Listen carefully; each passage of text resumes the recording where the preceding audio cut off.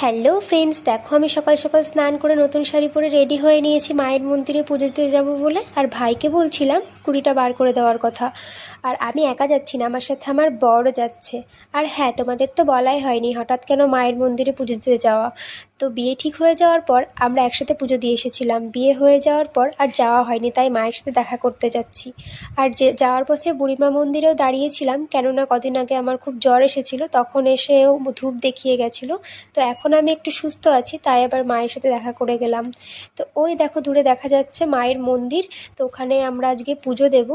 তো এখান থেকে নিয়ে নিয়েছিলাম ডালা আর হাত শুদ্ধ করে নিয়েছিলাম। আর দেখো দূর থেকে দেখা যাচ্ছে মাকে, কত মিষ্টি না, অনেক দিন পর দেখলাম। তো তারপর আমরা অঞ্জলি দিয়ে বাইরে চলে এসেছিলাম, দিয়ে দুজন মিলে প্রসাদ খেয়ে নিয়েছিলাম। অবশেষে আমাদের পুজো দেওয়া কমপ্লিট।